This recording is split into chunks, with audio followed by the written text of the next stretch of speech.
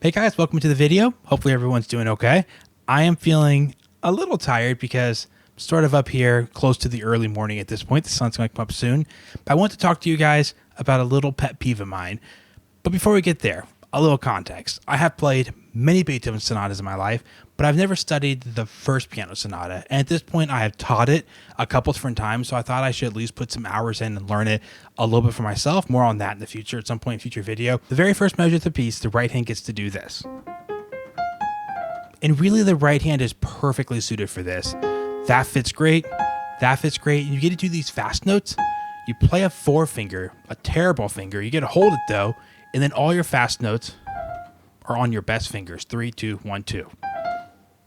The right hand, it's almost like Beethoven wrote this piece knowing the right hand was going to do that. Well, fast forward a few measures and the left hand does this. And then normally you get something like, because people's left hands are so much worse than their right hand. Now you might be thinking, my pet peeve is people not being able to play piano with their left hand. And yeah, to a certain degree, it's always kind of annoying, right? We're a very right hand dominant instrument at times. But that's not the pet peeve. The pet peeve I have is this idea that you're not allowed to just switch it. And your right hand is doing nothing for these measures. It can just go, and it has the perfect fingers. It's right there. So my pet peeve is this idea that when you do that, and I have done this before in videos, and there are comments that will say, did you really switch that to the right hand to make it easier? And my thought's always, yes, of course I switched it to the right hand to make it easier. Who in their right mind wouldn't switch it to the right hand? Now, there are a few caveats to this and a few things I want to say. So just bear with me. I'll kind of give you an important caveat at the end as well. But just to address this from the beginning, you should practice things with your left hand. You should see if you can make that sound great with your left hand. It stinks because the black key combination, if it didn't start on a black key, if it started on a white key, it would be easier as well. But it's a really awkward passage. You should practice it. And also there are sometimes you switch something to your right hand, and then a line later, your right hand is busy, so your left hand has to learn it anyway. But in this situation, from the very beginning of the piece, you're trying to set off this awesome drama and captivate your audience. Why not use your best hand for it? So the reason I think this becomes an issue is maybe when you're learning piano or during the beginner, early intermediate stages, your teacher says, no, that's on top, or that's treble clef. Ugh. It means play with your right hand. And you go, okay, I will always do that. And you got yelled at maybe for switching the hands around. Oh, you can't do that. The hands are supposed to be up and down. And maybe for like pedagogical pieces, when you're learning specific skills, you want to keep it that way because yeah, you do want to train your left hand. But practically speaking, the pieces you're actually learning to perform in front of people, why not always give it to your best hand to do the hard passages if possible? And before I move on to another example and also a really important word of caution with this whole idea, I just want to say with this first sonata, I was practicing it and I'm like, well, why wouldn't I just switch this? That makes a lot of sense. I'll just let my right hand do that. I can't see any reason not to. The right hand has plenty of time to get to its next position. Done, right? I didn't even think too much about it. There was no shame inside me thinking, oh, the left hand should really play that. I just thought, cool, the right hand's right there. Let's take it. And then on YouTube, there's a recording of Richter where he definitely switches it to the right hand. There's a recording of Barenboim where on the repeat, you can see it. He switches it from his left hand to his right hand. So the two recordings I could find of really top-notch pianists actually recording it where you can see their hands, they both switched it. So this is, again, not me just being crazy telling you to do this wild thing. People will tell you you're doing it wrong. People will tell me, again, in the comments section that you can't switch that. That was in the bottom. It has to be played with your left hand. It's not true. I mean, if Richter and Barenboim can get away with it, you and I can get away with it too. Now, another really good and also much more famous example of this comes in Pathetique Sonata, where the right hand does this all by itself, and then you start this section. And the thing is, it says to play this A, and your left hand takes this B flat, and then your right hand it can't do this. It needs to catapult over your left hand and get to B flat.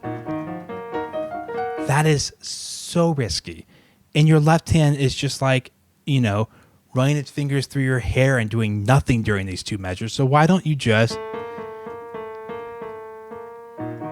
at least take the last 2 with your left hand, and your right hand has a 2-beat head start to get down to this B flat, because it's kind of risky. That's not a note you want to miss. Ow. I hit my finger on my stupid keyboard. Okay, now time for my caveat or word of caution to you. There's a lot of power with this skill, with this idea of being able to switch things between the hands and make them easier, but you have to use a lot of discretion. You have to ask yourselves, oh, this kind of works right now. I have time to pick up a note with my right hand, but will it work when it's full tempo? Or is this note I'm picking up to make it simpler worth the risk of jumping and possibly missing a note that comes after it? You can do this all the time with one hand. It's free. You can pick up a note. I mean, I pick up a note and the beginning of the second section of the Tarantella, of Liszt Tarantella, like, why not just reach over and play? And there's a whole measure to get back up to.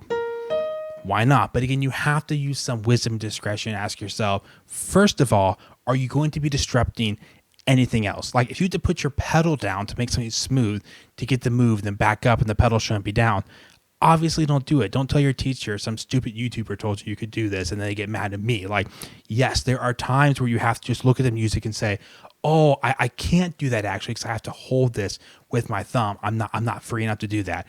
The other kind of thing you have to pay attention to is times when the composer maybe wrote it that way because they want it to be challenging. There's a lot of good examples of this. I'm going to use the one from the last Beethoven sonata. The very first 2 notes are 2 E flats and 2 F sharps. Okay? It would be way easier to either go, right, use 2 hands, or you could even go like that as well, octave, octave.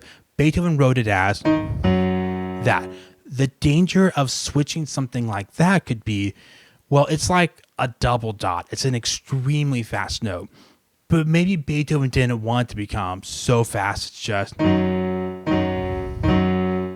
but when you do it with 2 hands, you can actually do it faster than you could ever do with 1 hand actually doing the jump.